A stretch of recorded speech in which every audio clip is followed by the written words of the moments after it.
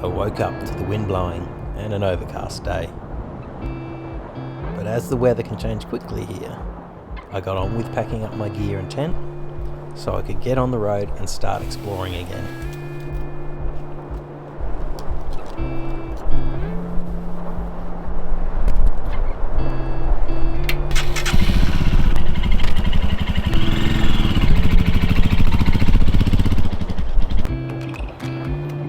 One of the great things about Tasmania is it has so many great free camping spots like this all over the island.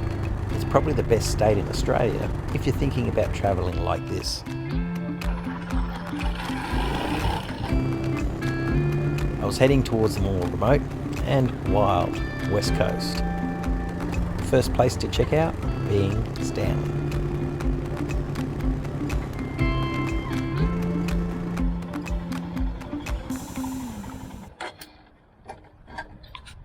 Well, the forecast was for sunny, but windy and probably going to get some rain here. Stanley was first settled in October 1826, and the most striking thing about it is the hill known as the Nut, which is an old extinct volcano. Also, in 1836, a marine telephone cable was laid from Apollo Bay in Victoria, which I passed through a couple of episodes ago, to Stanley, providing the first telephone communications to Tasmania from the mainland. Now, Stanley is a tourist destination and the main fishing port on the northwest coast. The one other notable thing about Stanley would be its most famous son, born here in 1879, Joseph Lyons, who became the 10th Prime Minister of Australia and the only ever from Tasmania.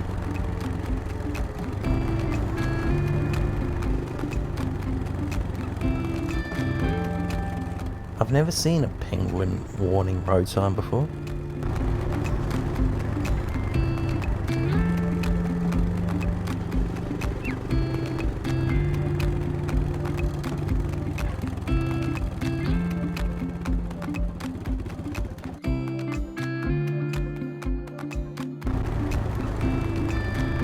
This is the Highfield Historical Site, which they started building in 1826. So a great example of what was here nearly 200 years ago. I looked around the rest of the peninsula. Some dirt roads, cool looking windbreaks, old trees, and some inquisitive locals. I headed out of town with my next goal in mind, trying to get to the most northern point of the island. But from what I could tell, there was a farm there, and I had no idea if there was a road through. I came across a road that might get me close to the most northern point, so I may as well check it out.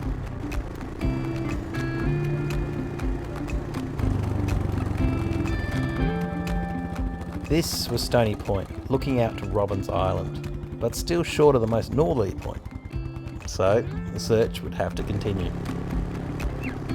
This is the only place in the world you'll see these road signs. Watch out for the Tasmanian devil, dawn to dusk.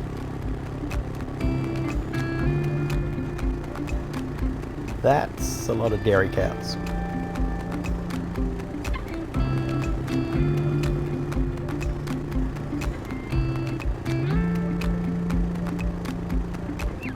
Well, it seemed my idea of getting to the most northern point was foiled by the Van Diemen's Land Company, who own the property. I was about 5 kilometres short. It's private land, and not wanting to have to explain why I was trespassing, I decided to turn around and focus on the next place to check out. If you have been paying attention, this is wind blowing towards the west. If there's swell on, it's going to be all offshore. I'll probably be pretty gutted if there is, because I don't have a surfboard. But we'll go to Marrawarra. I know there's a surf break there that I've surfed before, so we'll see if there's just a beachy. But yeah, I think that'll be the next point of call. See how we go. The Van Diemen's Land Company was a company that first developed the northwest of Tasmania and even started Stanley. If you didn't know, Van Diemen's Land was the name the European settlers called the island of Tasmania up until 1856, and it was called Tasmania in honour of the Dutch explorer Abel Tasman, who was the first European to step foot on the island in 1642. Well, with the history lesson over, let's continue south. Just along the coast here is Cape Grim. It has the cleanest air in the world. Since 1976, the Cape Grim Baseline Air Pollution Station has been measuring air quality to determine a baseline for the pollution of the Earth's atmosphere. Tasmania doing its bit for the world. I noticed a headland on the map before Marrawara, which to me looked like if there was any chance of surf, it would be there. So I found the closest dirt road to the headland to see if I could reach it. The dirt road turned to the north side of the headland, so I rode until I found a good vantage point. There was definitely swell, and it looked a good size, and the wind was blowing offshore. So I headed towards the south side of the headland to see if I could find a way down. I came across this narrow, slightly overgrown track, so down I went.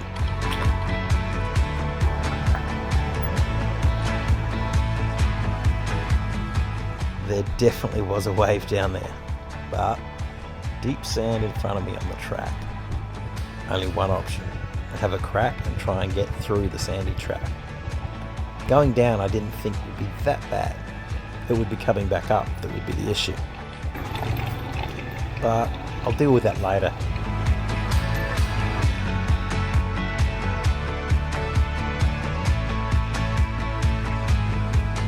There were some locals out. I had no idea if this was a good or bad day for this spot, but to me it looked good. Definitely worth the track down the trail.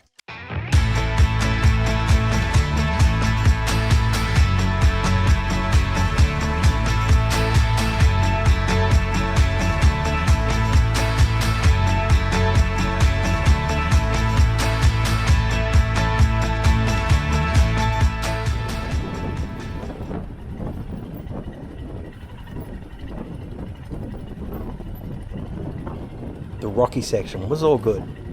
I only hit the bash plate a couple of times. Well, that's what it's for.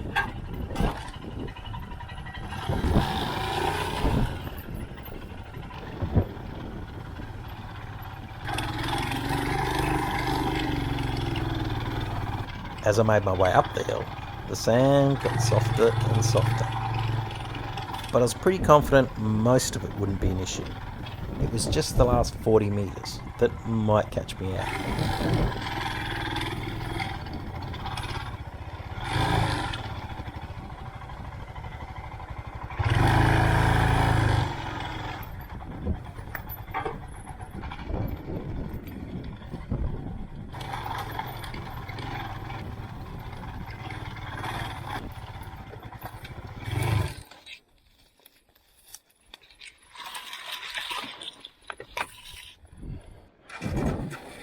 I just had to keep the bike moving forward and not lose the front wheel sideways like previously, as that would bring me to a dead stop.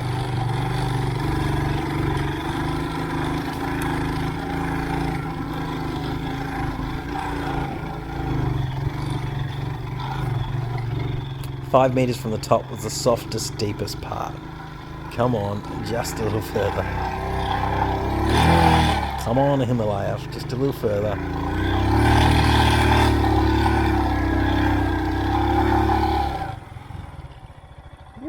Made it.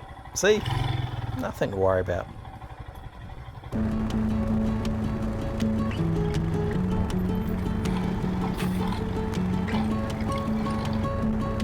I continued along the track, then out onto the main road. I was getting closer to Marrawara.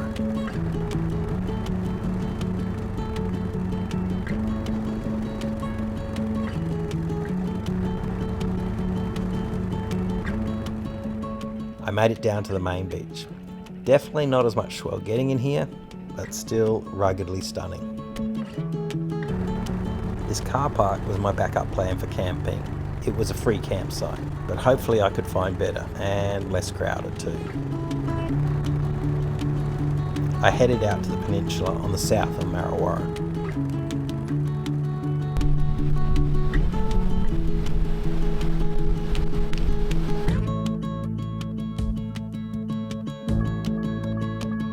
should have bought a board. Nice little wave set up there.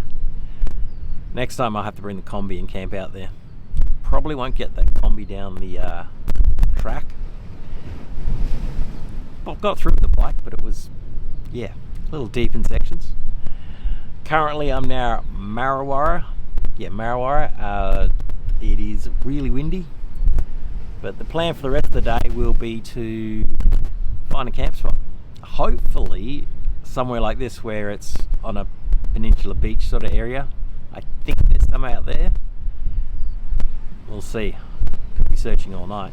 Hopefully I don't. Hopefully I'll find it straight away. I seem to be getting stared down by the locals. I guess that meant it was time to move on.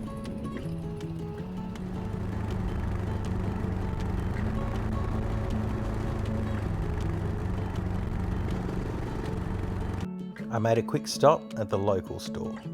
Stopped at the Marrawara general store to get some more water, and on the pie left, scored. It was really good. Chicken and camembert. Happy days.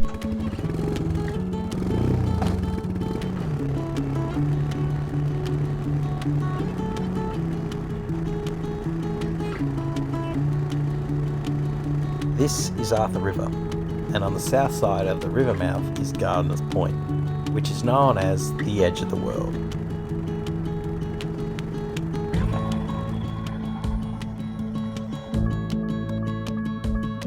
The plaque contains the poem by Brian Inder. It reads, "I cast my pebble onto the shore of eternity, to be washed by the oceans of time. It has shape, form and substance. It is me. One day I will be no more, but my pebble will remain here, on the shore of eternity, mute witness for the eons, that today I came and stood at the edge of the world." The sea west of here is the longest uninterrupted expanse of ocean on the globe. From here, the next stop is Argentina, more than halfway around the world. You can see why it's called the Wild West. There were some pretty big barrels out there, even on a jet ski. I don't know if you'd want to be out there. And that house, I reckon it's got half a decent view. It was time to find a camp spot, otherwise I could be searching late into the night.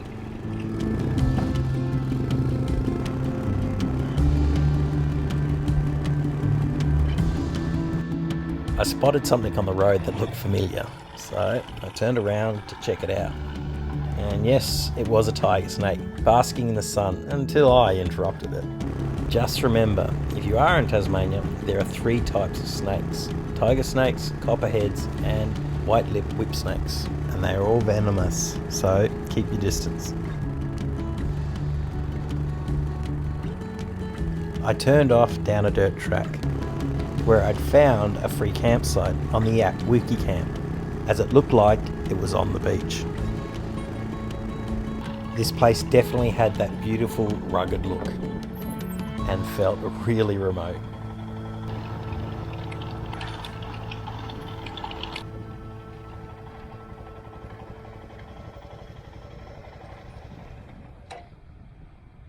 Well, I found a campsite pretty quickly actually. It's 4 p.m. It's on the beach, well, besides this small sand dune. There's nobody else here. So all I've got to do now is set up my tent and wait for sunset. And I should actually get a sunset tonight compared to last night, because there's barely a cloud in the sky. Maybe 1, 2.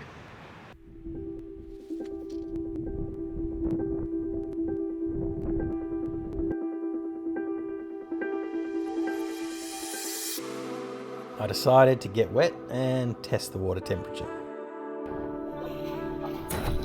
Cold, definitely cold.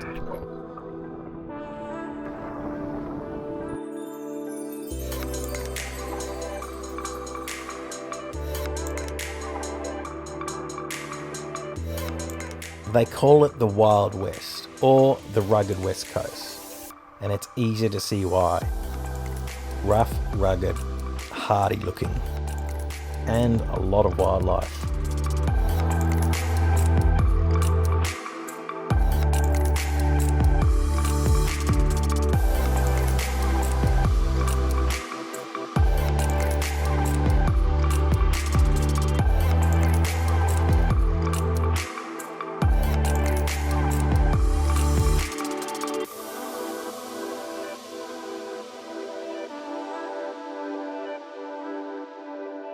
So it's cooled down, there are no mozzies, it's not windy. It's turned out to a pretty epic evening. And I got to swim in. Sun's just about to set, it's hiding behind those clouds at the moment, but hopefully those last few rays will, well, it looks pretty good already, so we'll see. I got the camera out to get some shots of the landscape and the sun as it set. Down to the last ray of lights. How cool is that? Over the Southern Ocean. Yeah, it's the Southern Ocean from the West Coast. Just had to double check myself.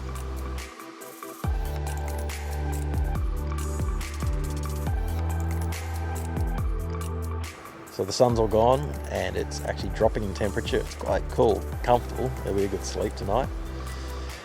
Tomorrow, I might try something different. I might go inland, and I know there's some lakes and mountains there. See what I can find.